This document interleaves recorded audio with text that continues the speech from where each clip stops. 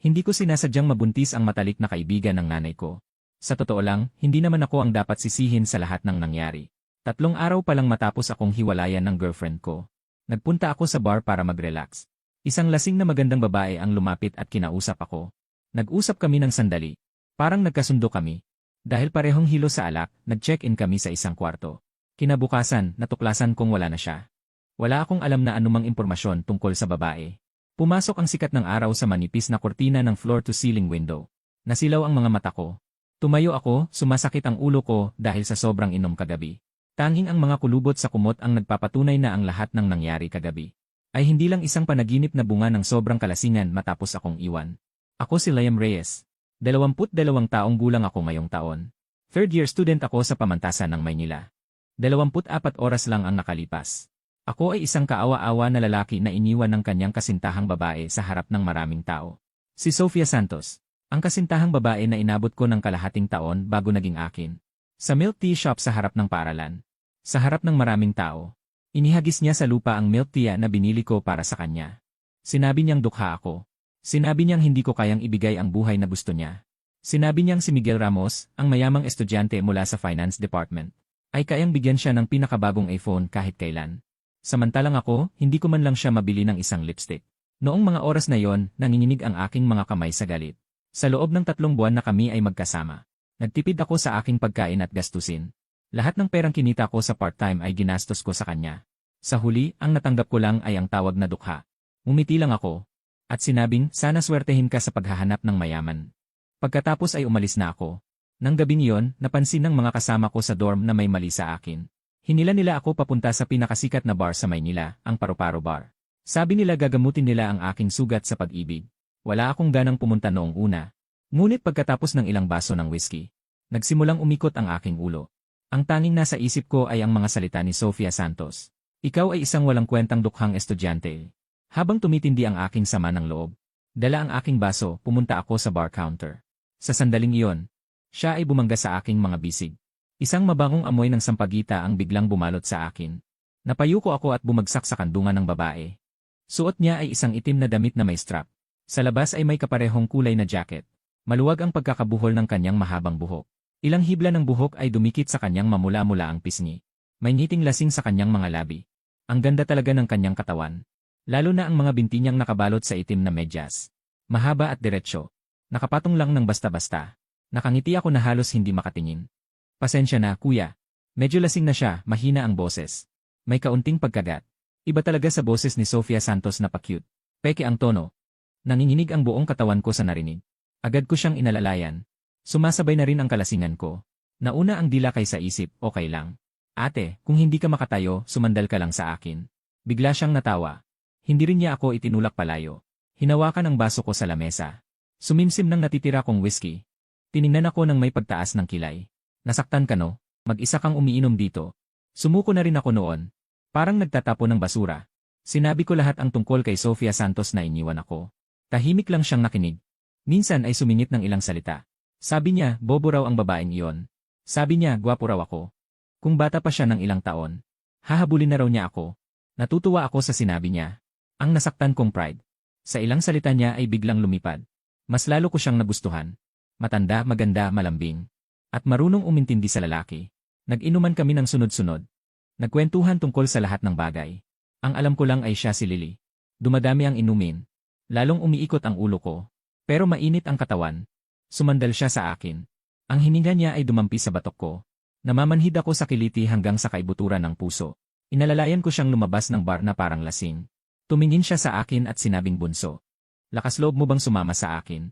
Noong sandaling iyon, uminit ang ulo ko. Hindi lang basta sumama. Kahit sa apoy o dagat, handa akong pumunta. Sumakay ako ng taxi. Binanggit ko ang pangalan ng pinakamataas na hotel sa malapit. Sumandal siya sa aking dibdib. Tahimik siya sa buong biyahe. Pero ang kamay niya ay laging nakahawak sa braso ko. Ang sumunod na alaala ay puro pira-piraso na lang. Naalala ko lang ang mainit na dilaw na ilaw sa loob ng kwarto. Naalala ko ang mabangong amoy ng gardenya sa kanya. Naalala ko ang makinis niyang balat. Naalala ko ang pagdikit niya ng labi sa tenga ko. Paulit-ulit niya akong tinatawag na bunso. Malambot na parang kayang pisilin ng tubig. At ang mahabang hita na halata sa itim na medyas. Halos mabaliw na ako.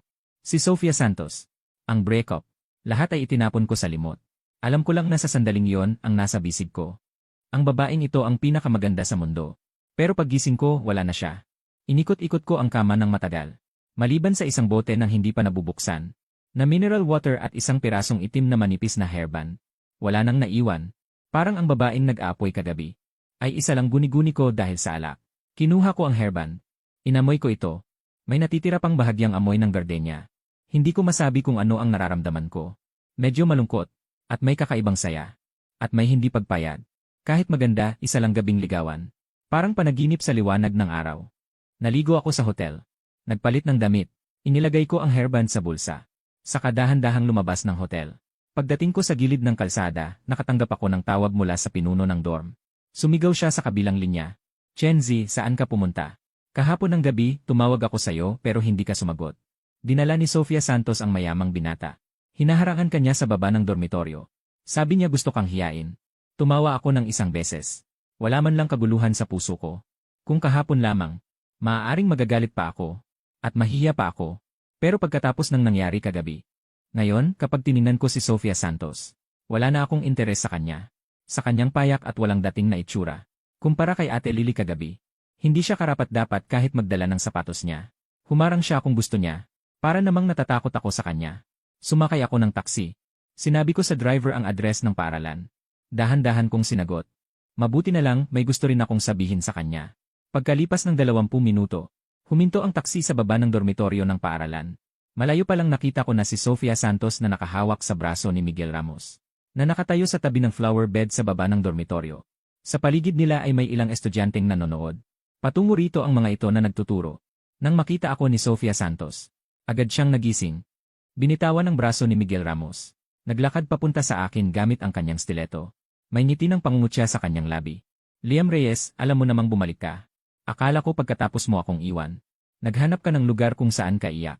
Lumapit din si Miguel Ramos. Inabot ang baywang ni Sofia Santos. Tumingin sa akin nang may mataas na tingin. Puno ng pag-aalipusta ang mukha. Sabi ko sa'yo, bata. Ang pagsama ni Kingking sa akin ay kanyang swerte. Ang buwanang allowance mo ay ganyan lang. Hindi mo man lang mabili ang isang lipstick niya. Huwag kang maghahangad ng bagay na hindi mo kayang maabot. Nagkatawanan ang mga tao sa paligid. Tumuturo sila sa akin. Noong dati, tiyak na namumula na ako. At makikipagtalo sa kanila. Pero ngayon, naglabas lang ako ng tenga ko. At tumingin kay Sofia Santos. Dahan-dahan akong umiti. Sofia Santos, sa tingin mo ba? Dahil nakatagpo ka ng mayamang binata, naging prinsesa ka na? Biglang nanlamig ang mukha ni Sofia Santos. Anong ibig mong sabihin, Liam Reyes? Wala lang. Tiningnan ko ang damit niyang. Halatang binili ni Miguel Ramos para sa kanya. May bahid ng pagkutya sa boses ko. Na parang mas gusto mong maging isang dekorasyon kaysa maging tao. Medyo mahirap din yata. Sabi mo, ngayon kayang bilhan ka ng bag at damit. Bukas, pwede ka na niyang iwan. At humanap ng bago. Akala mo ba totoo ang nararamdaman niya sa'yo? Kalokohan. Biglang nagalit si Miguel Ramos. Sumulong siya, nakakuyom ang kamao, parang susugurin ako. Tangina mo, gusto mong mabugbog? Tumayo lang ako sa kinatatayuan ko. Sumulong pa ako ng kaunti. Itinuro ko ang niki sa taas. At mumiti, sige, pindutin mo ako dito. Malinaw na makikita sa sisi ng eskwela. Kung ginalaw mo ako, dapa ako agad sa sahig. Kung hindi ka maningil ng 10 o 8,000, susunod ako sa apelyido mo. Wala naman akong mawawala, hindi tulad mo. Mayaman ang pamilya mo. Tignan natin kung protektahan ng eskwela ang mayamang binata. O ako, simpleng estudyante. Agad na tumigil ang kamao ni Miguel Ramos sa hangin. Pula ang mukha niya. Hindi na siya makasulong. Nahihiya siya. Biglang nagbago ang direksyon ng tawanan sa paligid. Simula nang ituro si Miguel Ramos. Hindi pa siya nakaranas ng ganitong kahiyan. Napakagatlabi siya, pulubi. Pero hindi na siya naglakas loob na manakit. Tumingin ulit ako kay Sofia Santos. Puti at pula ang mukha niya. Nanginginig siya sa galit. Umiti ako. At dinagdag at sakani. Huwag mong isipin na nalungkot ako dahil iniwan mo ako Sa totoo lang. Yung ate na nakilala ko kagabi. Mas maganda siya ng 100 beses kumpara sa'yo. Mas malambing ng 100 beses. Ang katawan niya ay mas higit pa sa'yo ng 8 kalsada. Kung ikukumpara sa kanya, ikaw ay parang isang maliit na repolyo na hindi pa lumalago. Kailangan ko pang magpasalamat na iniwan mo ako. Kung hindi, hindi ko makikilala ang ganitong kahusay na tao. Pagkasabi ko niyan, agad na naging berde ang mukha ni Sofia Santos. Sumigaw siya ng Liam Reyes. Walang hiya ka. Kahit gaano pa ako kawalang hiya. Mas mabuti pa rin yan kaysa sa'yo na umiinis sa mahirap at lumalapit sa mayaman. Kumaway ako ng kamay. Tamad na akong makipag-usap pa sa kanya. Lumingon ako at naglakad papunta sa dormitoryo. Nag-iwan ng grupo ng mga taong nanonood sa likod ko. At si Sofia Santos at Miguel Ramos na galit na galit. Pagbalik sa dormitoryo, agad na lumapit ang tatlong kapatid. Pinuri nila ako ng husto. Sabi nila ang cool ko raw kanina, na hindi makapagsalita ang dalawang walang hiya. Tinapik ako ng panganay sa balikat at sinabing ang galing mo, Chenzi. Mukhang nagising ka na. Talagang may nakilala kang magandang ate. Hindi ka ba nagsisinungaling sa amin? Ngumiti ako at hinugot mula sa bulsa ang itim na hairband. Inilapag ko ito sa mesa. Nagtaas ako ng kilay. Bakit ako magsisinungaling sa inyo? Hindi ako nagsisinungaling. Agad na lumapit ang tatlong kapatid. Tinitigan ang hairband. Nanlaki ang mga mata. Sabay-sabay nilang tinanong kung ano talaga ang nangyari. Ano itsura ng ate, ilang taon na? Anong trabaho? Nahilo ako sa dami ng tanong nila. Nagpahiwatig lang ako na nakilala ko sa bar. Wala na akong ibang sinabi. Hindi dahil ayaw ko, kundi dahil wala talaga akong alam. Sa mga sumunod na araw, hahawakan ko ang hairband sa bulsa. At maaalala si Ate Lily noong gabing iyon. Para siyang hanging pumasok sa buhay ko. Ginulo ang aking puso. At bigla na lang siyang nawala ng walang sabi-sabi. Noong malapit ko nang isiping isa itong pagtatagpo sa isang gabi at ilibing sa aking puso. Tumawag sa akin ang aking ina. Ang pangalan ng aking ina ay Zhang Lan. Isa siyang tipikal na babaeng taga-timog hilagang China. May tuwid at prangka na personalidad. Masigla at mabilis kumilos. Nagpapatakbo siya ng maliit na tindahan sa Maynila. Hindi naman sobrang yaman ang pamumuhay namin. Madalas akong sumunod sa kanya. Maliban sa paminsan-minsang pagsagot ko sa kanya. Pagkabukas ng telepono, narinig ko na ang malakas na boses ng aking ina mula sa receiver. Chen, uwi ka ba ngayong weekend? Bumalik na si Tita Liman. Dumating ka sa bahay ngayong weekend para kumain. Lulutuin ko ang paborito ninyong braised pork. Natigilan ako.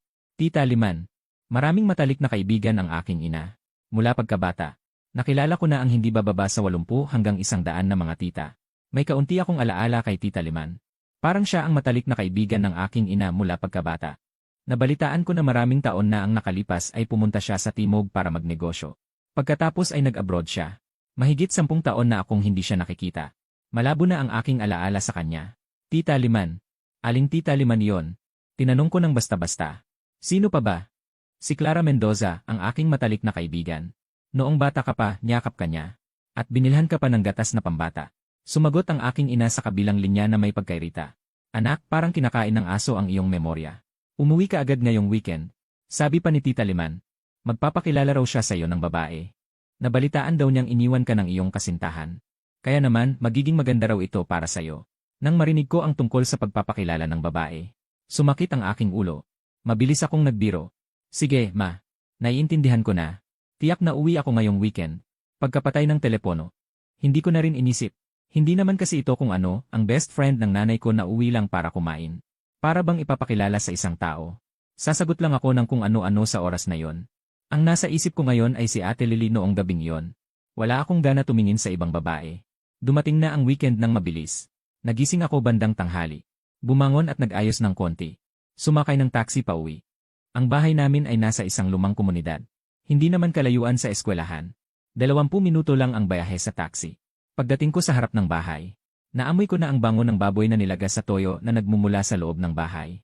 At ang pamilyar na bahagyang amoy ng gardenya. Tumibok ng malakas ang dibdib ko. Tumigil agad ang mga hakbang ko. Sobrang pamilyar ng amoy na ito. Katulad ng amoy na pumalibot. Sa ilong ko noong gabing iyon sa hotel. Sinabi ko sa sarili ko na iniisip ko lang iyon. Pabango lang naman ng gardenya. Maraming babae ang gumagamit nito. Hindi naman ganoon kaswerteng mangyari. Umiling ako. Kinuha ang susi. Binuksan ang pinto ng bahay. Ma, nandito na ako. Nagpalit ako ng tsinelas. At sumigaw. Tumingin ako sa sala. Sa sandaling iyon, parang natigilan ako. Sa sofa ng sala ay may nakaupong isang babae. Nakasuot siya ng isang champagne-colored na silk dress. May likas na alindog. Ang sikat ng araw ay pumasok mula sa bintana ng sala.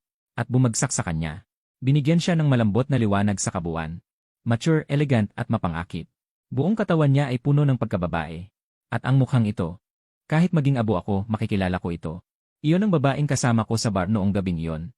Na nagkaroon kami ng isang gabing pag-ibig, si Ate Lily. Ang susi ko ay bumagsak sa sahig na may kalampag. Nagbigay ng matalas na tunog. Blanko ang isip ko. Parang hinampas ako ng kidlat. Nag-umugong. Isang kaisipan lang ang paulit-ulit na umiikot sa utak ko. Tapos na, nakipagtalik ako sa kaibigan ng nanay ko. Ang babaeng sinabi ng nanay ko na niyayakap ako mula noong bata ako. Bumili sa akin ng gatas na pulbos. Ang babaeng dapat kong tawagin siya. ay ang taong kasama ko sa kama nung gabing yon. Narinig niya ang tunog. Lumingon siya. Natigil ang tingin niya sa akin. Sa sandaling nagtama ang aming mga mata. Malinaw kong nakita sa kanyang kamay. Ang baso ay biglang nanginginig. Halos matapon ang tubig sa loob. Ang kanyang mukha na may ngiti. Biglang nanigas.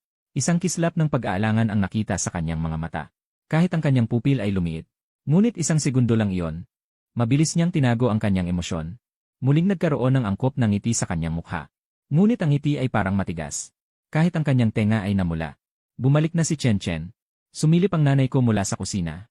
May hawak pang sandok. Tumawa at pinagalitan ako. Bakit ka nakatayong tanga sa pintuan? Mabilis kang pumasok at batiin. Ito ang tita Clara Mendoza mo. Sinabi ko sa iyo ang tungkol sa kanya. Tawagin mo siyang Tia. Nanatili akong nakatayo. Parang binuhusan ng tingga ang aking mga binti. Hindi makagalaw. Matagal na nakabuka ang aking bibig. Parang may buhol ang aking dila. Matapos ang matagal na pagpipigil, pilit na lumabas ang ilang salita mula sa aking lalamunan. Tita Clara. Ang dalawang salitang mabuting tiya ay binitawan ko na halos durugin ang aking mga ngipin. Niyakap ako, binilhan ako ng gatas na pulbos. Hindi lang iyon, tiya. Noong nakaraang gabi, niyayakap mo ako at tinatawag na kapatid na lalaki. Tumingin sa akin si Clara Mendoza. Kumibot ang sulok ng kanyang bibig. Nagpakita ng pilit na ngiti. Medyo hindi natural ang boses. Malaki na si Chen Chen. Noong huling beses na nakita kita. Ikaw ay ganito lang kataas. Bata pa rin siya.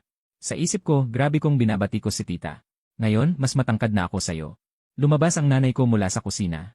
Pinunasan ang mga kamay. Tinapik ako. Halika rito, umupo ka, anak. Makipagkwentuhan ka sa tita mo. Malapit na ang luto ko. Pumilit akong pumunta sa sofa. Umupo ako sa solong sofa sa tapat ni Clara Mendoza. Buong oras, hindi ko alam kung saan ilalagay ang mga mata. Ang aking peripheral vision ay puno rin sa kanya. Nakakross ang kanyang mga binti. Ang kanyang mga binti na nakalabas sa damit ay manipis at maputi. Kapareho ng naramdaman ko noong gabing iyon. Ang kanyang mga daliri ay manipis at maganda. Hawak ang isang baso. Maayos na natrim ang mga kuko. May light nude pink na nail polish. Ito ang mga kamay na yon. Noong gabing iyon, sinugatan ang aking likod. Nag-iwan ng mababaw na galos. Habang iniisip ko, lalo akong nagugulo. Habang iniisip ko, lalo akong natatakot. Ang aking likod ay nagpawis ng malamig. Ang nanay ko ay patuloy na nagdaldal tungkol kay Lily. Hindi mo alam. Itong batang ito, ilang panahon na ang nakalipas ay. Iniwan ang kanyang kasintahan sa eskwelahan. Araw-araw ay matamlay. Labis akong nag-aalala. Marami kang kakilala. May kilala ka bang maaasahang dalaga? Ipakilala mo kay Chen Chen. Si Clara Mendoza ay may hawak na baso at uminom ng tubig.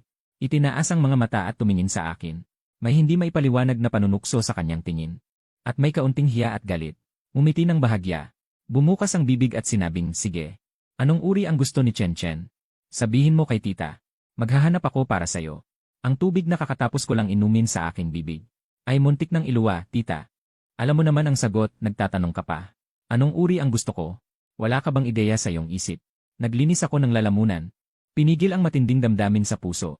Nagpakatanga ang isip. Lumabas ang makulit na ugali. Tiningnan siya at dahan-dahang nagsabi. Wala naman akong kahilingan. Gusto lang kita, Tita Clara, na ganito. Mature at maganda. Mahinahon at mapagbigay. At napakaunawa sa tao. Nang sabihin yon, biglang tumahimik ang lahat. Ang mukha ni Clara Mendoza ay biglang namula ng todo. Mula sa pisngi hanggang sa tainga. Muntik nang mahulog ang baso sa kanyang kamay. Nagulat ang nanay ko. Pagkatapos ay numiti at hinampas ako. May inis na sabi. Ikaw, malikot na bata. Walang paggalang. Anong biro sa tita mo? Ang tita mo ba ay maaari mong asarin? Manahimik ka na agad. Mabilis akong tumawa ng pilit. Umiti at sabi, nanay. Nagbibiro lang ako. Tita Clara, huwag mo sanang seryosohin. Sa tingin ko lang, ikaw ang pinaka-eleganteng babae na nakita ko. Si Clara ay huminga ng malalim. Hirap na nagkalma ang damdamin. Tiningnan ako ng masama. Ang tingin ay may babala. At may kaunting hiya at galit. At may hindi maipaliwanag ng ngiti. Ibinaba niya ang baso ng tubig. Umiti sa nanay ko at sabi, okay lang. Nagbibiro ang bata. Si Chen Chen ay may matamis na dila. Tahimik akong natuwa sa puso. Matamis na dila, tita. Noong gabing iyon, hindi ganyan ang sinabi mo. Sabi mo noong matamis ang dila ko, mas tapat ka pa kaysa ngayon. Di nagtagal, natapos na ng nanay ko ang pagluluto. Braised pork, sweet and sour ribs, steamed fish. Inilatag ang maraming pagkain sa mesa. Hinawakan ng nanay ko si Clara Mendoza at pinaupo sa hapagkainan. Patuloy na naglagay ng pagkain sa kanya. Paulit-ulit na nagkwento tungkol sa mga nakaraang taon. Doon ko nalaman. Si Clara Mendoza ay hindi lang bumalik sa bansa. Bumalik na siya sa Maynila noong kalahating taon na ang nakalipas. Nagbukas siya ng isang kumpanya ng media at kultura. Mukhang maunlad ang negosyo. Ngayon, isa siyang tunay na babaeng boss. Mahalaga ang kanyang kayamanan. Pero nitong kalahating taon, abala siya sa kanyang kumpanya. Wala siyang panahon na makipagkita sa aking ina. Lalong nagulat ang aking puso. Ibig sabihin, hindi lang ako nakatulog sa kaibigan ng aking ina, kundi nakatulog din ako sa isang babaeng mayamang nagkakahalaga ng bilyon. Sa hapagkainan, patuloy na nag-inuman ang aking ina. Binuhusan din ako ng isang baso. Si Clara Mendoza ay may hawak na baso ng alak. Sumipsip siya ng kaunti. Ang kanyang tingin paminsan-minsan ay dumidikit sa akin. May kasamang komplikadong emosyon. Dahil nasa tabi ko ang aking ina. Lumakas ang aking loob. Sinimulan ko siyang subukan ng hindi direkta. Itinaas ko ang aking baso ng alak. Itinaas ko ito kay Clara Mendoza. Tita Clara, isang toast para sayo. Maligayang pagbalik sa Maynila. Nagkasalubong ang aming mga baso ni Clara Mendoza. Uminom siya ng isang subo at mumiti. Salamat, Chen Chen. Ibinaba ko ang aking baso ng alak. Nagkunwaring hindi sinasadya ang tanong kay Tita Clara. Sa sobrang abala mo sa trabaho, nagpapahinga ka ba sa mga bar? Ilang araw ang nakalipas, sumama ako sa mga kaklase sa Midi Butterfly Bar. Parang may nakita akong tao. Kamukha mo talaga. Akala ko nagkamali lang ako ng tingin. Nang sabihin ko ito, ang kamay ni Clara Mendoza na may hawak na chopstick ay biglang nanginginig. Muntik nang mahulog ang chopstick mula sa kanyang kamay. Lalong pumuti ang kanyang mukha. Inangat niya ang tingin at sinamaan ako ng tingin. Puno ng babala ang kanyang mga mata. Hindi napansin ng aking ina ang hindi ka nais-nais. Nang marinig niyang pumunta ako sa bar, bigla siyang nagalit. Ibinaba ang chopstick at sinigawan ako, Liam Reyes. Pumunta ka na naman sa ganitong lugar. Ilang beses ko nang sinabi sa'yo. Ang bar ay lugar na puno ng iba't ibang tao. Hindi ito dapat puntahan ng estudyanteng tulad mo. Nagiging masama ka na ba matapos kang iwan? Mabilis akong ngumiti at nagsabi. Ma, nagkamali ako. Sumama lang ako sa kaklase minsan. Hindi na ako pupunta ulit. At saka, mali lang ang pagkakita ko. Ang anino ay parang si Tita Clara. Pero hindi naman talaga. Clara Mendoza ay nakahinga ng maluwag. Sumagot siya. Sinabi niya sa nanay ko. Ate Lan, okay lang. Malaki na ang bata. Normal lang na sumama sa kaklase para mag-relax. Bihira akong pumunta sa bar. Minsan lang sumama sa kliyente para sa negosyo. Tiyak na mali ang pagkakita ni Chen Chen. Pagkasabi niya, tiningnan niya ako ng masama. Ang tingin niya para akong lalamunin. Tuwang-tuwa ako sa loob. Iniyuko ko ang ulo at kumain. Pero hindi ko mapigilan ang ngiti ko. Ang pagkain na ito ay nakakabahala. At sobrang nakakasabik. Buong oras ako ay nasa tensyon. Minsan nagsasabi ako ng mga salitang malabo. Nakikita ko si Clara Mendoza na sabay ang pagkabalisa at galit. Pero hindi siya makapag-react. Nakakatawa sa akin. Samantala, si Clara Mendoza ay nagpanggap na kalmado buong oras. Habang nakikipag-usap sa nanay ko, sabay na binabantayan ako ng kanyang mata. Pagkatapos ng pagkain, konti lang ang kanyang kinain. Pero marami siyang ininom na alak. Ang kanyang pisngi ay laging namumula. Nakakakiliti sa puso ko. Matapos ang hirap ng pagkain, ang nanay ko ay nagligpit ng mga plato. Tumayo si Clara Mendoza at sinabing aalis na. Mabilis na hinawakan siya ng nanay ko at sinabi, uminom ka ng alak. Buti na lang may lisensya na si Chen Chen. Hayaan mo siyang maghatid sa iyo pauwi. Chen Chen, ihatid mo si tita sa bahay. Siguraduhing makauwi siya ng ligtas bago bumalik. Biglang sumaya ang puso ko. Mabilis akong tumango at sinabing, sige ma.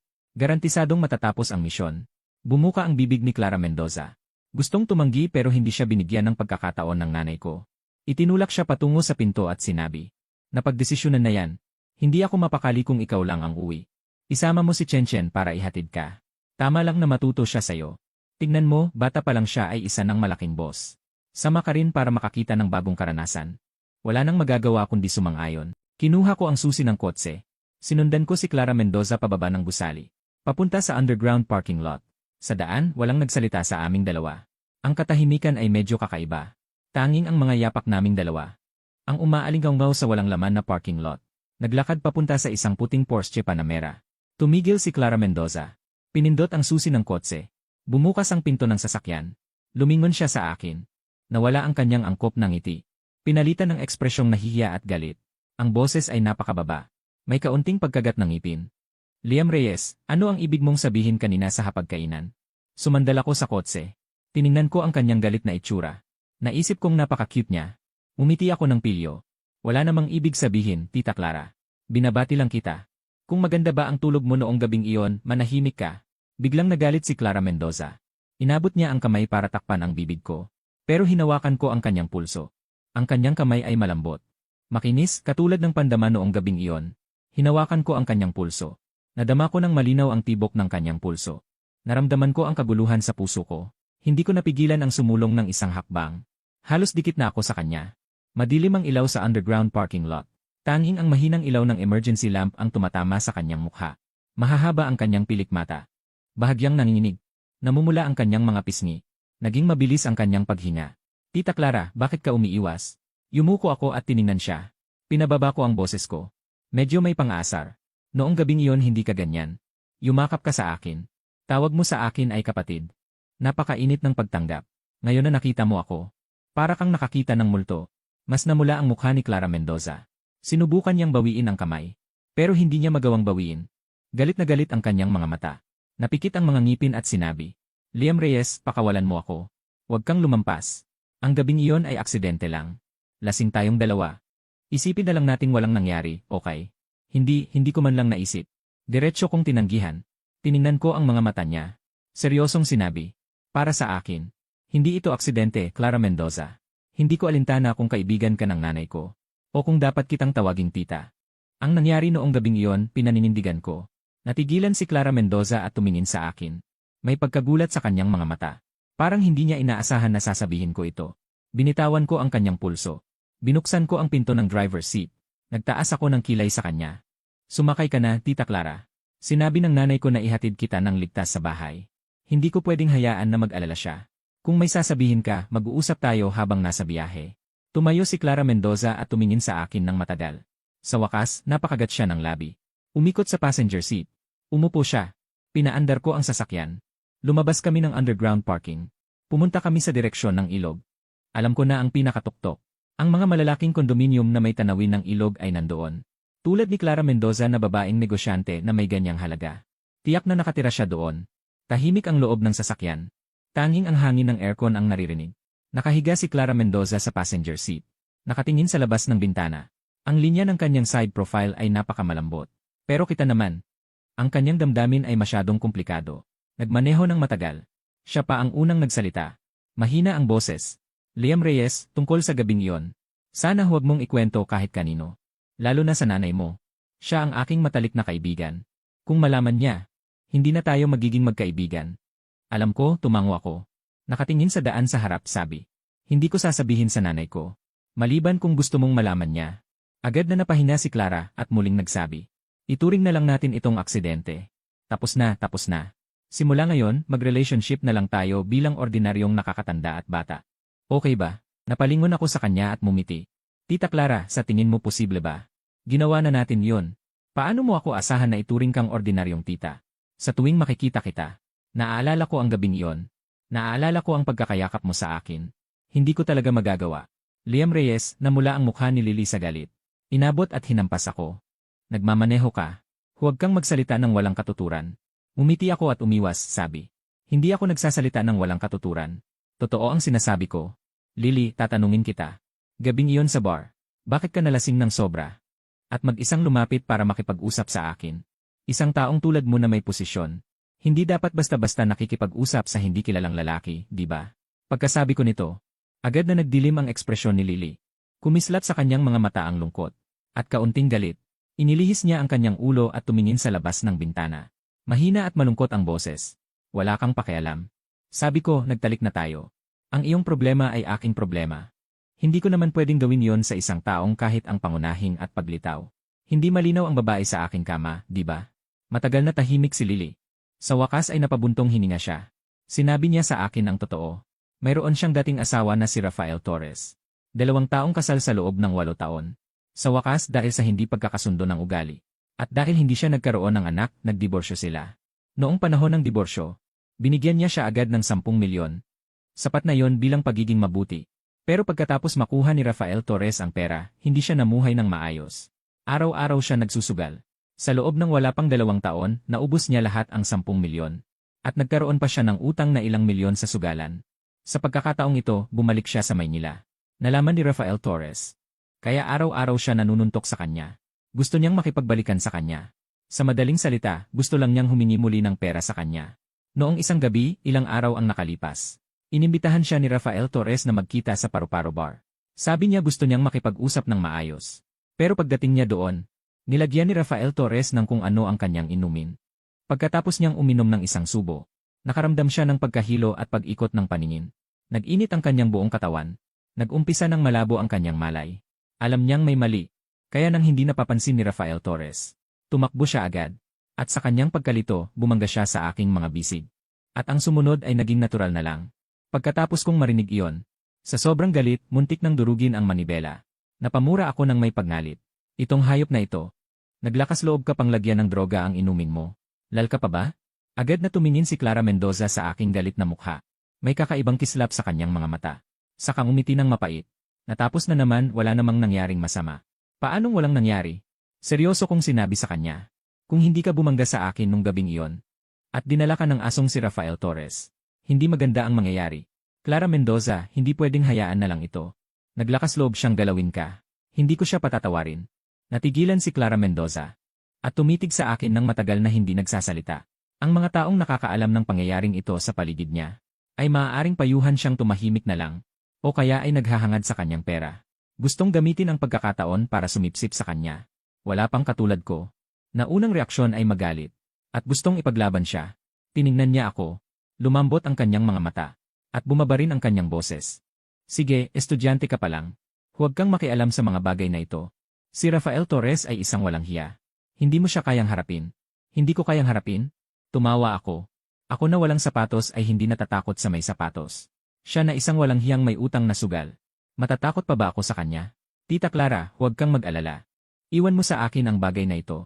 Tinitiyak kong hindi na siya maglalakas loob na manggulo sa iyo mula ngayon. Tiningnan ako ni Clara Mendoza.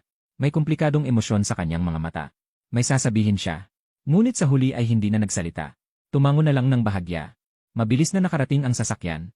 Sa Genjingno isa residences sa tabi ng ilog. Ang pinakamamahaling luxury residential area sa Maynila. Mahigit 10,000 kada metro kwadrado. Ang isang unit ay nagkakahalaga ng 10-10 milyon. Ipinark ko ang sasakyan sa underground parking. Pinatay ang makina at lumingon kay Clara Mendoza. Nakarating na tayo, sabi ko. Tumango si Clara Mendoza. At kinalas ang seatbelt. Nag-alinlangan ng matagal bago nagsalita, Liam Reyes. Salamat sa pagsundo mo sa akin ngayong araw. At salamat din sa nangyari noong gabing iyon. Natigilan ako at mumiti. Para saan ang pasasalamat? Para sa pag-abuso ko sa'yo. Namula muli ang mukha ni Clara Mendoza. Inabot at tinapik ako. Walang magandang tono na sinabi. Maging seryoso ka. Ibig kong sabihin salamat. Kung wala ka noong gabing iyon, hindi ko talaga alam kung ano ang mangyayari sa akin. Tiningnan ko ang kanyang namumulang mga mata. Lambot ng puso ko. Marahang hinawakan ang ulo niya. Sinabing huwag magpasalamat. Dapat kitang protektahan. Biglang nanigas ang katawan ni Clara Mendoza. Tiningnan niya ako. Bahagyang nanginginig ang kanyang pilik mata. May hindi maipaliwanag na damdamin sa kanyang mga mata. Napakalapit naming dalawa. Naghahalo ang aming mga hininga. Biglang naging maalindog ang atmosfera sa loob ng sasakyan. Tiningnan ko ang kanyang malaman at mapupulang labi. Hindi ko napigilan ang dahan-dahang lumapit sa kanya. Nang ang aking mga labi ay malapit nang dumampi sa kanya. Bigla siyang umiwas ng mukha. Itinulak ako. May pag-aalala sa kanyang boses, hindi, Liam Reyes. Hindi natin ito dapat gawin. Ako ang matalik na kaibigan ng iyong inay. Dapat mo akong tawagin Chang. Tiningnan ko siya na nagugulo. Hindi ko na siya pinilit. Ngumiti lang ako at sinabi. Sige, hindi kita pipilitin. Pero Jolina, gusto kita. Hindi ito magbabago para sa akin. Tiningnan ako ni Jolina. Matagal siyang hindi nagsalita. Sa wakas, binuksan niya ang pinto ng sasakyan. Parang tumakas siya pababa. Tumakbo siya papasok sa elevator. Hindi man lang lumingon. Nakaupo ako sa loob ng sasakyan. Pinagmamasdan ang numero ng elevator na paakyat ng paakyat. Hindi ko napigilan ang tumawa, kawili-wili. Napakawili-wili. Mula noong araw na yon, ang aking buhay ay tuluyang nagbago. Hindi na ako katulad ng dati. Araw-araw na walang direksyon sa klase at pauwi. Sa halip, nagkaroon ako ng layunin. Nagsimula akong madalas pumunta sa kumpanya ni Clara Mendoza. Sabi ko para sa nanay ko, binabantayan ko siya. Takot ako na baka buluhin siya ni Rafael Torres. Ang kumpanya ni Clara Mendoza ay nasa pinakamataong parte ng Maynila. Buong palapag ng CE ay sa kanya. Mataas at magara ang dekorasyon. Noong unang pumunta ako, hinarang ako ng receptionist. Tinanong kung sino ang hinahanap ko. Sabi ko si Clara Mendoza. Kuya niya ako. Nagtataka ang receptionist. Tinawagan ang sekretarya ni Clara Mendoza. Hindi lumipas ang 2 minuto. Biglang bumaba ang sekretarya. Inihatid ako paakyat. Buong oras ako pinagmamasdan na may pag-aalinlangan. Nang pumasok ako sa opisina ni Clara Mendoza, nagkakaroon siya ng video conference. Nang makita niya akong pumasok, bigla siyang natigilan. Muntik nang mabitawan ng ballpen. Sinabi niya sa computer na itigil muna. Tapos pinatay ang mikropono at tumingin sa akin. Sabi niya habang nangangagat ng labi. Liam Reyes, bakit ka pumunta rito? Ngumiti ako at lumapit sa kanyang mesa. Inilapag ko ang dermo sa mesa at sinabing, pinapadala ako ng nanay ko para dalhan ka ng sabaw niya. Sabi niya marami kang trabaho ngayon. Para palakasin ang katawan mo. At saka, para tingnan kung ginugulo ka pa ni Rafael Torres. Tiningnan ako ni Clara Mendoza. Galit pero walang magawa, sabi niya. Nagpupulong ako ngayon. Lumabas ka muna at maghintay. Tumango ako at hindi nagulo. Naupo na lang ako sa sofa ng opisina. Tahimik na naghintay hanggang matapos ang pulong. Umabot ng kalahating oras ang pulong. Pagkatapos, pumasok ang empleyado para magbigay ng dokumento. Nakita nila akong nakaupo sa sofa. Puro tingin at usisa. Paglabas ay nagbubulungan sa pintuan. Hindi ko na kailangan isipin. Tiyak pinag-uusapan nila kung ano ang relasyon ko.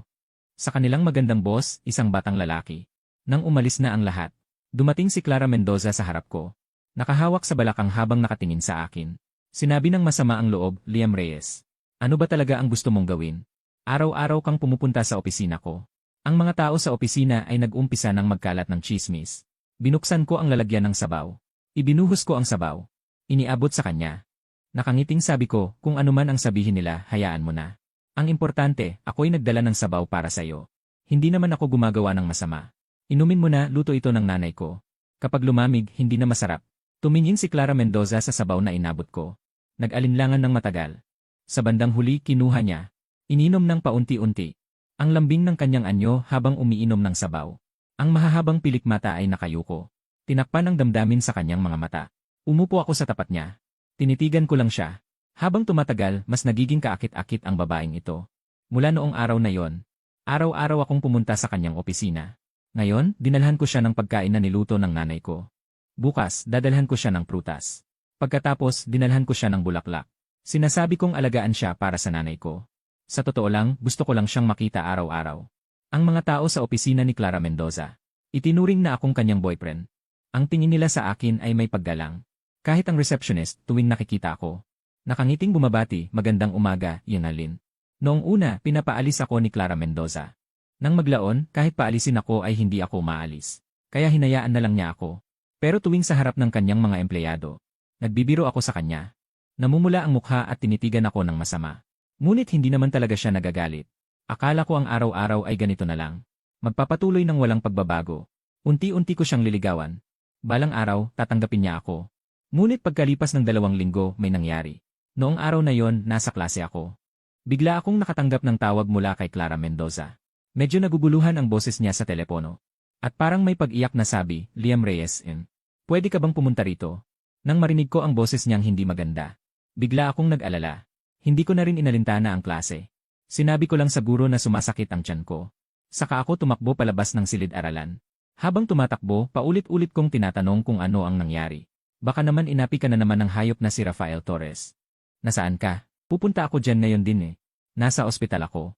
Napakatahimik ng boses ni Clara Mendoza. May kaunting panginginig. Sa ospital ng lungsod. Pumunta ka rito. May sasabihin ako sa'yo. Parang may bumagsak sa dibdib ko. Bigla akong natakot. Inakala ko na may masamang nangyari sa kanya. Sumakay ako ng taksi. At nagmamadaling pumunta sa ospital ng lungsod. Buong biyahe, parang nasa lalamunan ko ang puso ko. Puro masasamang isipan ang nasa isip ko. Makalipas ang 20 minuto. Tumakbo ako papunta sa obgyen ng ospital ng lungsod. Sa pasilyo, nakita ko si Clara Mendoza. Nakaupo siya sa bangko. Nakasuot ng puting suit. Medyo magulo ang buhok. May hawak na papel na kayuko. Bahagyang nanginginig ang mga balikat. Mukha siyang sobrang walang magawa. Mabilis akong lumapit. Lumuhod sa harapan niya. Tinitigan ko siya ng may pag-aalala at tanong, ano ang nangyari? 5. Saan ka hindi komportable? Sinaktan ka ba ni Rafael Torres? Sabihin mo sa akin. Papatayin ko siya. Tininala ako ni Clara Mendoza. Pula ang mga mata. Puno ng luha. Matagal siyang hindi nagsalita. Pagkatapos, iniabot niya sa akin ang papel na hawak niya. Naguguluhan kong kinuha ito. Tumingin ako pababa. Ito ay isang resulta ng pagsusuri ng pagbubuntis. Maliwanag na nakasulat doon. Maagang pagbubuntis sa loob ng sinapupunan, mga 5 linggo. Nag-ugong ang isip ko. Muntik nang mahulog mula sa aking kamay ang test ng pagbubuntis. Nanigas ang buong katawan ko. Nag-squat ako sa lupa. Sandaling hindi ako nakapag-isip. Buntis si Clara Mendoza buntis. Akin ang bata. Tanging ang mga katagang ito ang paulit-ulit sa aking isipan. Para akong sinaktan ng kidlat. Nakalimutan ko pang huminga. Nakipagtalik ako sa matalik na kaibigan ng nanay ko. Ngayon nagdadalang tao siya sa aking anak. Sa wakas naintindihan ko kung bakit ako. Ang nanay ko laging sinasabi na ang taong laging nasa tabing ilog. Hindi may iwasang mabasa ang sapatos. Ang akin ay hindi lang basa ng sapatos. Diretso akong nahulog sa ilog. Tinitigan ako ni Clara Mendoza na parang natulala. Ang luha sa kanyang mga mata sa wakas ay bumagsak. May pagkasabik sa kanyang boses. Liam Reyes, buntis ako. Ang bata ay sayo. Sa wakas ay natauhan ako. Nakita ko ang kanyang mga mata na namumula sa kakaiyak. Parang may humila sa puso ko. Maaasim at malambot. Inabot ko ang aking kamay at marahang pinunasan ang kanyang luha sa mukha. Pagkatapos biglang nag-twitch ang utak ko. Bumalik ang aking bastos na ugali. Nabulalas ko ang salitang talaga. Ang galing ko. Isang beses lang tama agad. Si Clara Mendoza ay umiiyak ng sobra dati. Nang marinig ang aking sinabi. Bigla siyang natigilan at tumingin sa akin. Ang luha ay nasa kanyang mukha pa. Ang ekspresyon ay galit at natawa. Inabot at pinalo ako. Sa pag-iyak sigaw niya, Liam Reyes. Wala ka bang seryosong bagay? Muntik na akong mamatay sa kaba. Sinasabi mo pa ang ganyang salita. Agad kong hinawakan ang kanyang kamay. Inalalayan ko siyang tumayo. Umupo ako sa tabi niya. Tiningnan ko ang test ng pagbubuntis na hawak niya. Hindi ko masabi kung ano ang nadarama ko, may pagkabigla. May pagkalito, ngunit higit pa riyan ay isang hindi maipaliwanag na kasiyahan. At may isang pakiramdam ng responsibilidad na hindi ko pa naranasan dati. Ako ay 22 taong gulang, isang estudyante sa kolehiyo na hindi pa graduate. Malapit na akong maging ama. Ang ina ng anak ko ay kaibigan ng nanay ko. Mas matanda sa akin ng 16 na taon. Kung ikukwento ito, malamang mabibigla ang lahat. Pero wala akong takot. Medyo masaya pa nga. Tiningnan ko si Clara Mendoza. Seryosong nagtanong, ano ang gusto mong gawin? Suminghat si Clara Mendoza. Pinunasan ang luha sa mukha. Huminga ng malalim at tumingin sa akin. Nagmatigas ang kanyang mga mata. Itong batang ito, gusto kong itago. Natigilan ako. Tapos napangiti. Tumango at sinabing sige. Itago na lang. Wala akong tutol. Ngayon naman si Clara Mendoza ang natigilan. Tumingin siya sa akin. Puno ng pagtataka ang kanyang mga mata. Parang hindi inaasahan na ganito kadali akong pumayag. Inihanda na niya ang sarili. Napapapalaglagin ko ang bata. Nakakalayo ako sa kanya. O kaya'y iwasan siya. Tumingin siya sa akin. Matagal na hindi nagsalita. Tapos kumuha ng bank card mula sa bag. Inilagay sa kamay ko at sinabi, Liam Reyes, itong batang ito. Kaya kong palakihin mag-isa. Hindi mo kailangang maging responsable. Ang card na ito ay may 5 milyon. Sapat na para bumili ng bahay at kotse pagkatapos mong graduate. Mag-asawa at magkaanak. Isa lang ang hinihiling ko. Huwag mong ikukwento ito kaninuman. Lalo na sa nanay mo. Huwag mong banggitin. Isipin na lang na walang kinalaman ang batang ito sa iyo, pwede ba? Tumingin ako sa bank card sa kamay ko. At tumingin muli kay Clara Mendoza. Bigla akong napangiti. Ibinabalik ko ang bank card sa kanyang kamay. Tumingin sa kanyang mga mata. Binigkas ang bawat salita. Clara Mendoza, anong uri ng tao ang tingin mo sa akin? Ako yung tipo ng lalaking hindi umaamin sa ginagawa. Nakipagtalik sa babae. Hahayaan siyang mag-isa na magpalaki ng bata. At kukuha pa ng pera sa kanya. Tumingin si Clara Mendoza sa akin. Puno ng pagtataka ang kanyang mga mata. Ano ba ang gusto mong gawin? Simple lang, marahan kong hinawakan ang kamay niya. Tinitigan siya sa mata at seryosong sinabi. Hindi ko kukunin ang pera. Ang bata ay akin. Kailangan kong panagutan ito. At ikaw ay akin din, kailangan din kita. Clara Mendoza, pakakasalan kita. Ano bang sinasabi mo? Biglang nagalit si Clara Mendoza. Mabilis niyang binawi ang kamay at tumingin sa akin. Puno ng kawalan ng paniwala. Liam Reyes, nababaliw ka na ba? Mas matanda ako sa iyo ng 16 na taon.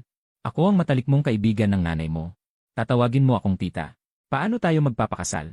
Kapag nalaman ito ng nanay mo, mamamatay siya sa galit. Hindi ako baliw, seryoso akong tumingin sa kanya. Ang tono ko ay lubos na taimtim. Ano ba ang edad? Ano naman ang 16 na taon? Si Yang Zening at si Weng Fan ay may agwat na 54 taon. Naging maayos naman sila, hindi ba? At saka, ikaw ang kaibigan ng nanay ko. Hindi naman kita tunay na tiyahin. Wala tayong dugong magkakaugnay. Kahit ang batas ay hindi makakapigil sa atin na magpakasal. Paano naman ang nanay mo? Tumingin si Clara Mendoza sa akin. Nanginginig ang kanyang boses. Si Lanji ang pinakamatalik kong kaibigan. Kung magsasama kami ng anak niya, at buntis pa ako sa anak mo, paano niya yon tatanggapin? Tatalikuran niya ako. Ako na ang bahala sa nanay ko. Sabihin ko na kahit mainitin ang ulo ng nanay ko. Pero ako ang pinakamamahal niya. At mahal ka rin niya. Hanggat tapat tayo sa isa't isa. Tatanggapin din niya yon. At kung sakali man, kahit hindi niya ito tanggapin, hindi kita bibitawan. At higit sa lahat, hindi ko itatapon ang batang ito. Tumingin sa akin si Clara Mendoza. Hindi na napigilan ang mga luha sa kanyang mga mata at muling bumagsak. Siya ay 38 taong gulang ngayong taon. 8 taong kasal sa kanyang dating asawa. Pangarap niyang magkaroon ng anak. Sinubukan ang lahat ng paraan. Hindi pa rin siya nabuntis. Akala niya sa buong buhay niya ay hindi na magkakaroon ng sariling anak. Ngunit hindi niya inaasahan. Isang aksidente lamang. Siya pala ay nabuntis. Gusto niyang itago ang batang ito. Ngunit handa rin siyang mag-isa na palakihin ang bata. Naisip pa niyang bigyan si Liam Reyes ng pera para manahimik siya magpakailanman. Huwag na huwag lumitaw sa buhay niya at ng bata. Hindi niya naisip. Nasasabihin ni Liam Reyes ang mga ganoong salita. Ang batang lalaking 16 na taong mas bata sa kanya. Ang anak ng kanyang matalik na kaibigan. Sa kanyang pinakagulo, pinakawalang saysay na oras ay nagsabi sa kanya. Gusto niyang pakasalan siya. Maging responsable para sa kanya at sa bata. Sa huli, tinakpan niya ang kanyang mukha at umiyak. Inabot ko ang aking kamay at niyakap siya sa aking mga bisig. Dahan-dahan kong tinapik ang kanyang likod. Marahang sinabi, huwag ka nang umiyak. Narito ako. Kahit bumagsak ang langit, ako ang sasalo. Ikaw at ang bata ay aking poprotektahan. Sumandal si Clara Mendoza sa aking mga bisig. Umiyak siya na nanginginig ang buong katawan. Ang mga taon ng paghihirap at kawalan ng kakayahan. Sa sandaling ito ay sumabog lahat. Pagkatapos lumabas mula sa ospital, opisyal kong sinimulan ang aking buhay bilang magiging ama. Diretso akong lumipat sa bahay ni Clara Mendoza. Sa kanyang malaking apartment na may tanawing ilog. Sa pangalang pag-aalaga sa buntis. Noong una, tumanggi si Clara Mendoza. Ngunit hindi niya napigilan ang aking pagpupumilit. At dahil buntis siya, grabe ang kanyang pagduduwal.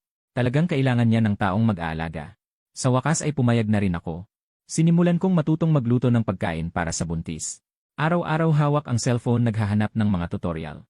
Kung ano ang hindi pwedeng kainin ng buntis. Mas naalala ko pa kaysa sa mga aralin sa libro. Si Jolima ay kumain ng isang subo at biglang nagsuka ng todo. Tiningnan ko siya habang nahihirapang magsuka. Puno ng sisi ang aking dibdib. Palihim na tumakbo sa kusina. Itinapon ko lahat ng aking nilutong pagkain. Muntik na akong maiyak sa sobrang pag-aalala. Nakita ako ni Jolima. Lumapit siya at niyakap ako mula sa likod. Mahinang sinabi na okay lang. Dahan-dahan lang, mahusay na ang iyong ginagawa. Simula noon, araw-araw akong natutong magluto kasama ang katulong sa bahay. Nagpraktis ako ng 2 linggo. Sa wakas ay nakagawa na ako ng ilang disenteng pagkain para sa buntis. Habang kumakain si Jolima ng aking luto, puno ng ngiti ang kanyang mga mata. Sabi niya mas masarap pa ang luto ko kaysa sa katulong. Bukod sa pag-aalaga sa kanyang pagkain, araw-araw ko rin siyang sinasamahan sa paglalakad. Kinukwento ko sa kanya ang mga biro. Pinapasaya ko siya. Kapag nahihirapan siya sa pagduduwal dahil sa pagbubuntis, minamasahe ko ang kanyang tiyan. Binibigyan ko siya ng tubig. Buong gabi ko siyang sinasamahan. Hindi ako nakaramdam ng pagod kahit kaunti. Tiningnan ako ni Jolima habang abala ako sa pag-asikaso. Lalong lumalambot ang kanyang mga mata. Lumalaki ang pagbabago ng kanyang pagtrato sa akin. Hindi na siya tulad ng dati na malamig sa akin. Sa halip, kusa na siyang naglalambing sa akin. Sinasabi niya sa akin ang mga problema sa trabaho. Sumasandal siya sa aking dibdib.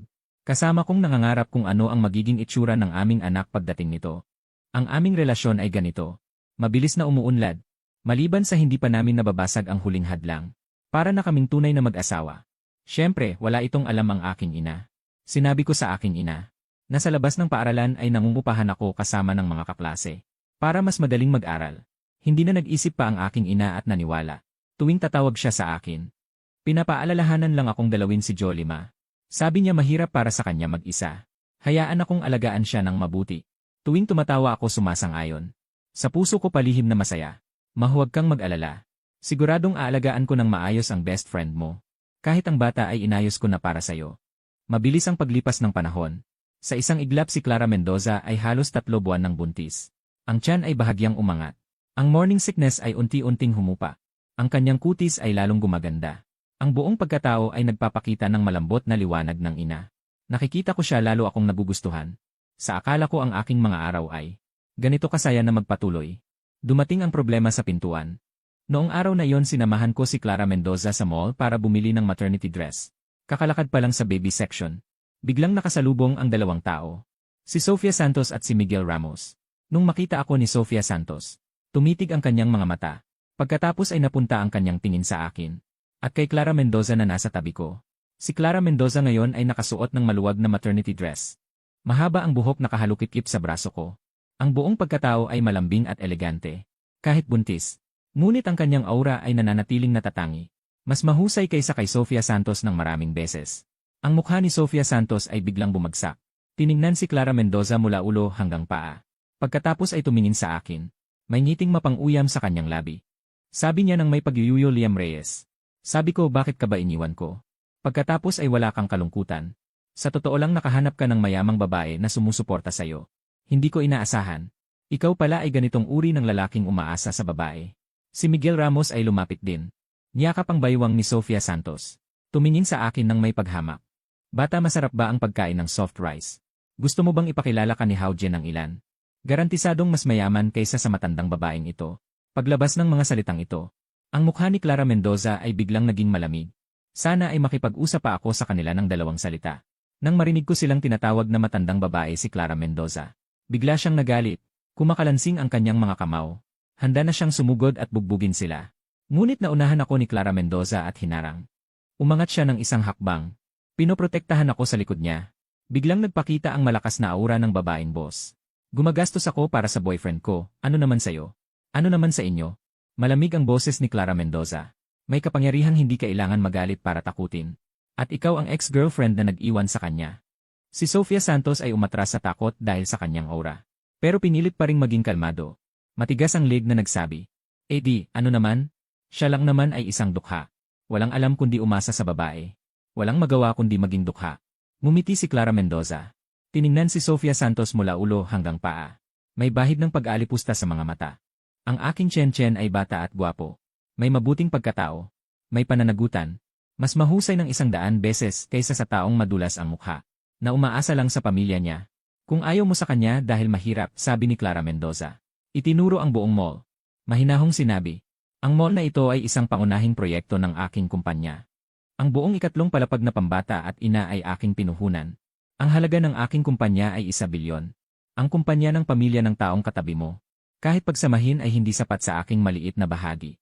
Ano kang karapatan na sabihan ng aking nobyo? Pagkasabi niya niyon, agad namutla ang mukha ni Sofia Santos at Miguel Ramos. Ang pamilya ni Miguel Ramos ay may maliit na negosyo. Ilang 10 milyong halaga ng ari-arian. Sa harap ng isang malaking tao tulad ni Clara Mendoza na may halagang 1 bilyon. Walang kwenta. Agad siyang nanghina. Ang kanyang kayabangan kanina ay biglang nawala. Tiningnan sila ni Clara Mendoza. At malamig na sinabi. At sinabi mo kanina na ako ay matandang babae. Ako ay 38 taong gulang. Ako ay nagsimula sa wala. Naitayo ang napakalaking negosyo. May sasakyan, may bahay, may kumpanya. Ang mga taong gustong makasama ako.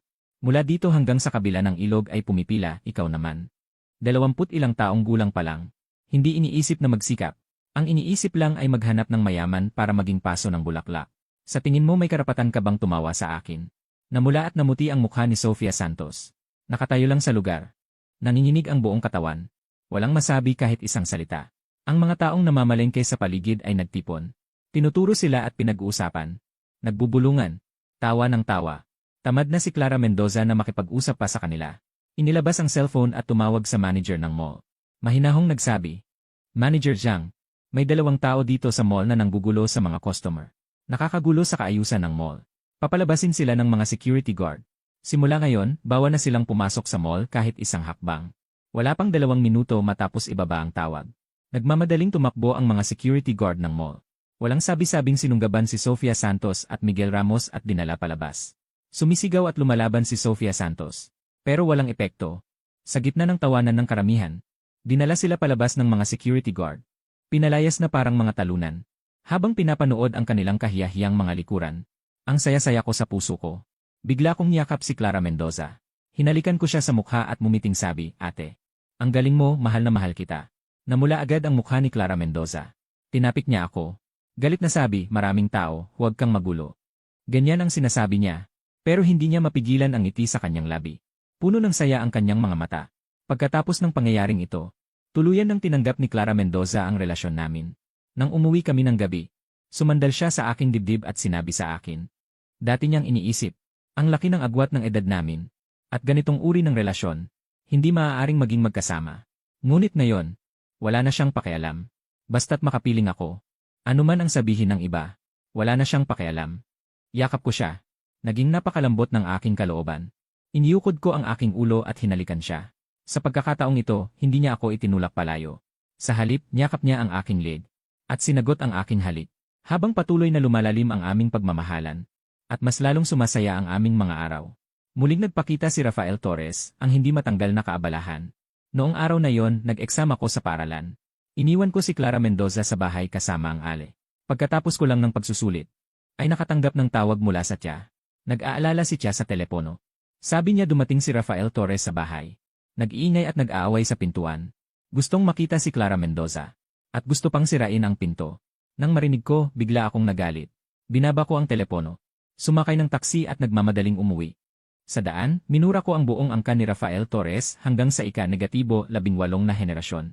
Pagdating ko sa bahay, si Rafael Torres ay nag-ingay pa rin sa pintuan. Kasama niya ang dalawang lalaking mukhang masasamang tao. Mukhang hindi sila mabubuting tao. Binuksan ng mga kapitbahay ang kanilang mga pinto. Inilabas ang kanilang mga ulo upang manood ng kaguluhan. Itinuturo sila at pinagsitsismisan. Sarado ng mahigpit ang pinto ng bahay ni Clara Mendoza. Ang tiya sa loob ay sobrang natatakot. Patuloy akong tinatawagan. Sumugod ako. Hinawakan ko sa kwelyo si Rafael Torres. Hinila ko siya at napaurong ng bahagya. Nakapagnangalit ang aking ngipin at sinabi kay Rafael Torres, "Putang ina mo, naghahanap ka ba ng kamatayan? Naglakas loob ka bang pumunta rito at magdulot ng gulo?" Hinawakan ko si Rafael Torres. Natigilan siya ng ilang sandali. At sa kanya ako nakilala. Isang ngiting may paghamak ang sumilay sa kanyang labi. Bigla niyang itinulak ang aking kamay. Pinagmasdan ako mula ulo hanggang paa. "Sino ka ba? Wala ka pang balahibo sa dibdib. At naglakas loob kang makialam sa mga bagay ko. Hinahanap ko ang dati kong asawa. Anong kinalaman mo dyan?" Napatawa ako sa sinabi mo tungkol sa dating asawa. Dapat mo munang tingnan ang sarili mo sa salamin. Karapat-dapat ka bang tawagin siyang dating asawa? 9 na taon na kayong diborsyado. Araw-araw mo siyang ginugulo. Humihingi ng pera at regalo. Ngayon, naglakas loob ka pang pumunta sa harap ng bahay niya at manggulo. Wala ka bang hiya? Ang tungkol sa akin at sa dating asawa ko. Wala kang pakialam, dayo ka lang. Tumitig si Rafael Torres sa akin. Mayabang ang mukha. Sinasabi ko sa'yo. Si Liman ay buntis sa anak ko. Sinusundo ko siya para umuwi. Umalis ka na agad, bata ka. Kung hindi, pagsisisihan mo. Nang marinig iyon, napatawa na lang ako sa inis. Hindi pa ako nakakita ng ganito kawalang hiya. Tiningnan ko siya. At dahan-dahang sinabi. "Anak mo raw. Rafael Torres, 9 na taon na kayong diborsyado. 8 taon kayong magkasama pero hindi siya nabuntis. Bakit parang sinezha ang tamod mo? Nanatili sa tiyan mo ng 8 taon bago lumabas." Agad nagtawanan ang mga kapitbahay na nanonood. Lahat ay nakaturo kay Rafael Torres. Sinasabing wala siyang hiya. Baliw na sa pera. Agad namula ang mukha ni Rafael Torres. Nagalit at napahiya. Kumuyom ang kamao at sinuntok ako sa mukha. "Putangina mo, gusto mong mamatay. Inaasahan ko na siya." Umiwas ako sa gilid. Tapos sinipa ko siya sa tiyan. Natumba si Rafael Torres sa sipa ko. Nasaktan at mumiti ang ngipin. Hindi makabangon ng matagal. Yung dalawang lalaking mukhang tampalasan. Nang makita na natalo ang leader, agad silang sumugod. Gustong makipag-away sa akin. Hindi ako nataranta kahit kaunti. Inilabas ko ang cellphone at ipinakita sa kanila. Malamig na sinabi. "Tumawag na ako sa pulis. Darating na agad ang pulis. At na-record ko na ang inyong gulo." Naitala ang buong proseso ng pang-aabala sa bahay. "Rafael Torres, hindi ba may utang kang milyon-milyon sa sugalan? Kung makulong ka, sa tingin mo ba, hahayaan ka lang ng mga tao sa sugalan?" Nang sabihin yon, biglang tumigil ang dalawang lalaki. Namumutla ang mga mukha. Sila ay kumakain sa ilalim ni Rafael Torres. Ang pinakakinatatakutan nila ay ang pulis at ang mga taga-sugalan. Nataranta rin si Rafael Torres. Bumangon siya mula sa lupa at tumingin sa akin. May bahagyang takot sa kanyang mga mata. Pero matigas pa rin ang kanyang dila. "Binata, hintayin mo ako. Hindi pa tapos ito." Pagkasabi niyon, kasama ang dalawang lalaki. Tumakbo sila na nahihiya. Habang pinapanood ko ang kanilang mga likod na lumalayo, napabuntong hinina ako ng ginhawa. Lumingon ako at kumatok, sumigaw ng Liman. "Ako ito, okay na." Mabilis na bumukas ang pinto. Agad na sumubsob si Clara sa aking mga bisig. Nanginginig ang buong katawan. Agad na bumagsak ang mga luha. Yakap ko siya. Marahang hinahagod ang kanyang likod. Inalo siya ng may lambing. "Ayos lang, huwag kang matakot. Nandito ako." Hindi na siya mangahas na bumalik. Dahil sa pangyayaring ito, alam ko na si Rafael Torres ay isang tampalasan. Kung hindi ito lubusang maayos, ito ay mananatiling isang panganib. Siya ngayon ay parang asong ulol. Maraming utang sa sugal. Kaya niyang gawin ang lahat. Kung sakaling maging desperado siya, saktan si Clara Mendoza at ang bata. Wala na akong pagkakataon na magsisi. Nagsimula akong magplano. Laban kay Rafael Torres. Una, ipinahanap ko sa isang tao. Ang sugalan kung saan may utang si Rafael Torres. Inihayag ng lihim ang kasalukuyang tirahan at Kinaroroonan ni Rafael Torres sa mga tao sa sugalan. Ang mga tao sa sugalan ay naghahanap kay Rafael Torres para maningil ng pera. Pagkatanggap ng balita, agad na nagpadala ng mga tao para hanapin si Rafael Torres. Si Rafael Torres ay ilang beses na hinarang ng mga tao sa sugalan. Muntik nang mabali ang kanyang binti. Araw-araw na nagtatago. Nahihirapan at nakakahiya ang kalagayan. Wala na siyang lakas para guluhin si Clara Mendoza. Pagkatapos ay tinipon ko ang ebidensya ng pananakot at pambablackmail ni Rafael Torres kay Clara Mendoza. Pati na rin ang ebidensya ng panggugulo sa kanyang bahay. Lahat ay ibinigay ko sa pulisya. Si Rafael Torres ngayon ay parang daga na nasa lansangan. Sinisigawan at hinahabol ng lahat. Kailangan niyang iwasan ang mga tao sa sugalan.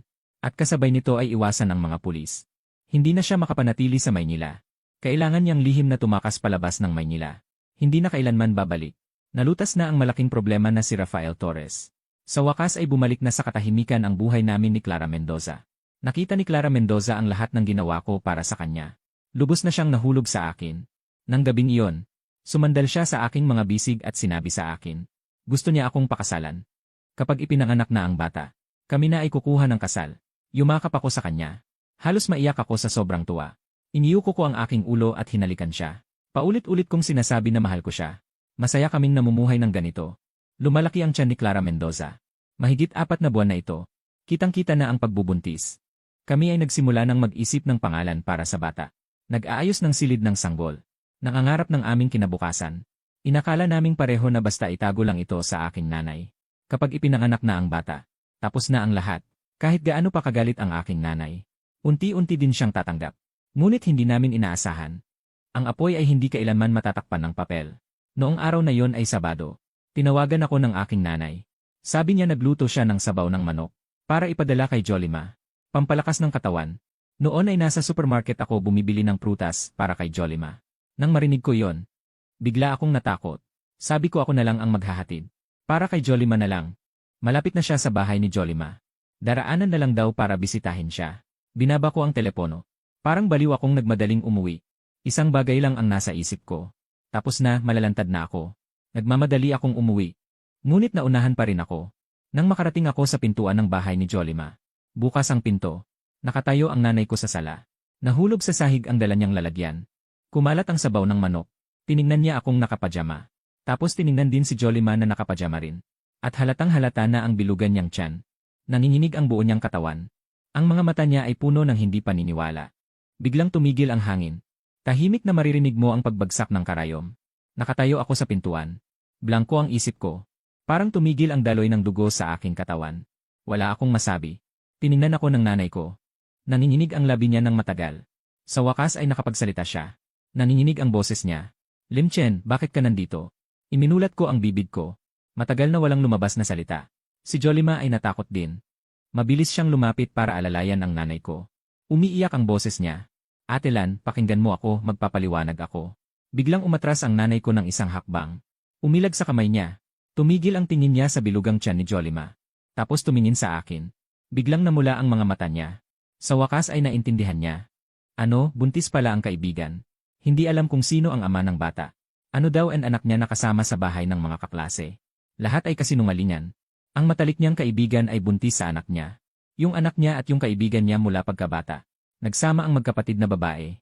Nagdilim ang paningin ng nanay ko. Muntik nang himatayin. Mabilis akong tumakbo para suportahan siya. Nagmamadaling sumigaw ng kinanay. Huwag kang magalit. Pakinggan mo ang paliwanag ko. Nakabawi ang nanay ko. Itinulak ako. Inangat ang kamay at sinampal ako. Isang malakas na paghampas. Malinaw at matunog. Nasunog ang pisngi ko sa sakit. Tinuro niya ako. Nanginginig sa galit ang buong katawan niya. Biglang umagos ang luha niya. Napahagulgol at sinabi, Liam Reyes, ikaw na maliit na demonyo. Hindi mo ba alam kung sino siya? Siya ang matalik kong kaibigan. Ang tinatawag mong tita. Ginawa mo ang ganyang bagay na walang hiya. Bakit nagkaanak ako ng isang tulad mo? Mananglan, huwag mo siyang saktan. Si Clara Mendoza ay mabilis na lumapit. Tumayo sa harap ko para protektahan ako. Umiyak siya sa nanay ko at sinabi, Mananglan, hindi kasalanan ni Chen Chen ito eh. Lahat ay kasalanan ko. Ako ang unang kumilos. Kung gusto mong manakit, sa akin mo na lang gawin. Kasalanan mo, sabi ng nanay ko habang tinitingnan si Clara Mendoza. Puno ng pagkabigo at sakit ang mga mata niya. Kiman, tayo ay lumaki ng magkasama. Itinuring kita bilang sariling kapatid. Ganito mo ba ako gagantihan? Nagkasama ka ng anak ko. At nagdadalang tao ka sa kanya. Paano ko haharapin ang harap mo pagkatapos nito? Paano ko haharapin ang mga kamag-anak at kaibigan? Si Clara Mendoza ay tumingin sa nanay ko. Umiiyak na nanginginig ang buong katawan. Hindi makapagsalita kahit isang salita. Paulit-ulit na sinasabi ang si pasensya na di. Lalo pang nagalit ang nanay ko habang nagsasalita. Lumingon at tumakbo sa balkonahe. Kinuha ang pamalo ng damit at lalapit para saktan ako. Tumakbo ako sa sala habang hawak ang ulo. Sumisigaw. Ma, pakinggan mo ang aking paliwanag. Seryoso akong nagmamahal kay Liman. Tapat kaming nagmamahalan. May anak na kami. Magpapakasal kami. Papatayin kita, anak ng iina. Naggangalit ang nanay ko. Hinahabol ako ng walis tambo. Tiya mo siya. Mas matanda siya sa'yo ng 16 na taon. Pakakasalan mo siya. Baliw ka ba? Sinasabi ko sa'yo. Talagang hindi ako papayag. Kung hindi ako mamamatay. Si Clara Mendoza na buntis ay humarang sa gitna. Nag-aalala at umiiyak. Natatakot na matamaan ako ng nanay ko. Natatakot din na magkasakit ang nanay ko sa galit. Magulo ang buong sala. Gusot na gusot ang lahat. Nang hawak ng nanay ko ang walis tambo. Hinahabol ako ng masaya. Biglang sumigaw si Clara Mendoza. Napahawak sa tiyan at yumuko. Nanlumo agad ang mukha. Bigla kaming tumigil ng nanay ko. Nataranta naming pinagmasdan siya. Mabilis akong sumugod para alalayan siya. Nag-aalalang nagtanong kung ano ang nangyari kay Liman. Masakit ba ang tiyan? Nakakuyom ang kanyang mga ngipin. Puno ng malamig na pawis ang kanyang noo. Hinawakan ng aking kamay. Nanginginig ang boses na nagsasabing masakit ang tiyan. Nagpanik din ang aking ina. Nahulog sa sahig ang walis na balahibo. Mabilis na tumakbo papunta sa amin. Tumingin kay Clara Mendoza. Nag-aalalang sinabi, ano ang nangyari, Lima? Baka may problema sa pagbubuntis. Dalhin agad sa ospital. Hindi na ako nagsalita. Yumuko at binuhat si Clara Mendoza. Parang baliw na tumakbo palabas ng pinto. Sumunod ang nanay ko sa likod ko. Napaiyak siya sa sobrang pag-aalala. Sa buong daan ay paulit-ulit na sinasabi. Sana walang mangyaring masama. Dinala namin si Clara Mendoza sa ospital. Pagkatapos ng pagsusuri, sinabi ng doktor na bahagyang naapektuhan ang pagbubuntis. Walang malubha. Pero hindi na dapat ma-stress ang buntis. Kailangang manatiling kalmado ang emosyon. Magpahinga ng mabuti. Noon lang kami nakahinga ng maluwag ng aking ina. Nakahiga si Clara Mendoza sa kama ng ospital. Natutulog pero medyo maputla pa rin ang mukha. Umupo ako sa tabi ng kama. Hawak ang kamay niya. Tinitigan ang kanyang lumalaking tiyan. Sa puso ko, parehong may pagsisisi at sakit. Ang aking ina ay nakatayo sa pintuan ng silid. Nakatingin sa aming dalawa. Matagal na hindi nagsalita. Ang mga mata ay puno ng masalimuot na damdamin. Pagkatapos ng mahabang sandali, dahan-dahan siyang pumasok. Tinapik ang balikat ko. Napakababa ng boses. May kaunting pagod. Chen, sumama ka sa akin saglit. Tumango ako. Dahan-dahang ibinaba ang kamay ni Clara Mendoza. Sumunod sa aking ina palabas ng silid. Naglakad papunta sa koridor ng ospital. Ang aking ina ay sumandal sa pader at tumingin sa labas ng bintana. Matagal na hindi nagsalita. Sa wakas ay bumuntong hininga. Tumingin sa akin at sinabi, Chen, sabihin mo sa akin ang totoo. Talaga bang gusto mo si Lima? O isang panandaliang pagnanasa lang? Tiningnan ko ang mga mata ng aking ina. Sobrang seryosong sinabi, Nanay, talagang mahal ko siya. Hindi ito basta panandaliang pagnanasa. Gusto ko siyang pakasalan. Gusto kong makasama siya habang buhay. Gusto kong maging responsable sa kanya at sa bata. Ang aking ina ay tumingin sa akin. Sa mga mata ay may kislap ng pagkabigo. Muling bumuntong hininga. Mas matanda siya sa iyo ng 16 na taon. At siya ang aking pinakamatalik na kaibigan. Tinawag mo siyang tita sa loob ng 20 taon. Naisip mo ba? Kayo ay magkasama. Ano ang sasabihin ng ibang tao? Paano tayo titingnan ng mga kamag-anak at kaibigan? Wala akong pakialam, sabi ko, nanay. Tayo ang magpapatakbo ng ating buhay. Hayaan na lang ang iba kung ano ang sabihin nila. Ang alam ko lang, mahal ako ni Liman. At mahal ko rin siya. At may anak na tayo. Gusto naming magkaroon ng magandang buhay. Tiningnan ako ng nanay ko. Matagal na hindi nagsalita. Tumulo ang luha niya nang hindi napigilan. Ikaw talagang bata. Bakit ang tigas ng ulo mo? Pinalaki kita mula sa pagkabata. Gusto ko lang na maging ligtas ka. Humanap ka ng babaeng bagay sa'yo. Magpakasal at magkaanak. Magkaroon ng tahimik na buhay. Bakit mo ginawa ang ganito kalaking problema para sa akin? Dahan-dahan kong pinahid ang luha sa mukha ng nanay ko. Nakonsensya ako ng sobra sa loob. Pasensya na, nanay. Pinagdamdam kita. Pero mahal na mahal ko si Liman. Hindi ko siya mawawala. At hindi ko rin mawawala ang anak naming ito. Tiningnan ako ng nanay ko. At tiningnan din si Clara Mendoza na natutulog sa silid. Sa wakas, bumuntong hininga siya ng malalim. Kumaway ang kamay at nagsabi, Sige, naiintindihan ko na. Hindi na ako makikialam dito. Pero Liam Reyes, ikaw ang pumili ng iyong daan.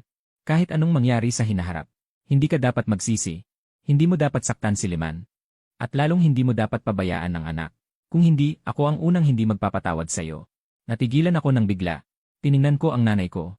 Puno ang mga mata ko nang hindi makapaniwala. Nanay, pumayag ka na ba? Ano pa ba ang magagawa ko kung hindi pumayag?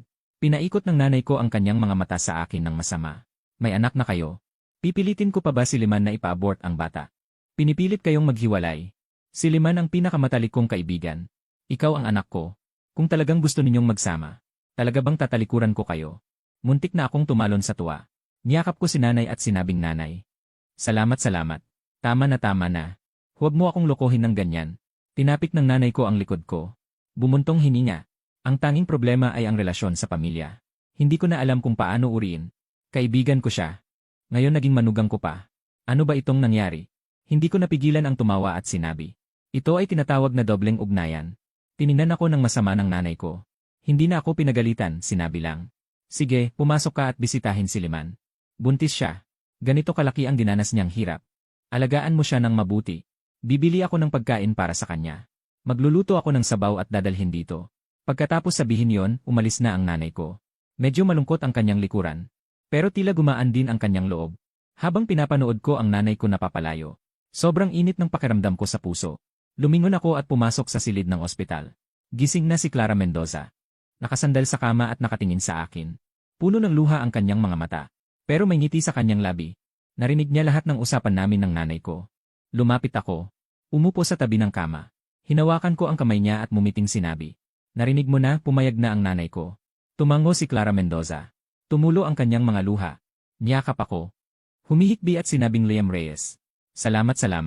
Ano ang ipinagpapasalamat mo sa akin? Umiti ako at niyakap siya. Yumuko ako at hinalikan ang kanyang noo. Ako dapat ang magpasalamat sa iyo. Salamat sa pagpayag mong pakasalan ako. Salamat sa pagpayag mong magkaanak tayo. Nakasandal sa akin si Clara Mendoza. Umiyak siya ng labis. Ngunit ang puso ko ay puno ng kaligayahan. Akala ko natapos na ang lahat ng problema. Sa wakas ay magkakaroon na kami ng payapang buhay. Naghihintay na lang sa pagdating ng sanggol. Ngunit hindi ko inaasahan na mas malaking problema ang naghihintay. Noong araw na lumabas si Clara Mendoza sa ospital. Kakalabas lang namin ng ospital. Agad kaming pinalibutan ng grupo ng mga mamamahayag. Hindi mabilang na mikropono at kamera. Ang nakatutok sa amin. Walang tigil ang pagkislap ng mga flash. Sabay-sabay na nagtanong ang mga mamamahayag. Direktor Clara, ang binatang ito sa tabi mo ba? Ang ama ng dinadala mong sanggol. Direktor Clara, balitang 16 na taon ang agwat ninyo ng binatang ito. At siya pa ay anak ng iyong matalik na kaibigan. Totoo ba ito? Direktor Clara, pakisabi, kayo ba ng dating asawa mong si Emir Rafael Torres ay nagkahiwalay dahil sa binatang ito? Sunod-sunod na matatalim na tanong ang ibinato sa amin. Bigla akong natulala. Mabilis kong niyakap si Clara Mendoza. Hinarang ang mga kamera at mikropono. Isang bagay lang ang nasa isip ko. Paano nalaman ng media ang pangyayaring ito? Sino ang nagtapon ng balitang ito? Tumingin ako sa likod ng karamihan. Nakita ko ang isang pamilyar na figura, si Rafael Torres. Nakatayo siya roon. May masamang ngiti sa kanyang mga labi. Nakatitig sa amin. Puno ng kasiyahan sa paghihiganti ang kanyang mga mata.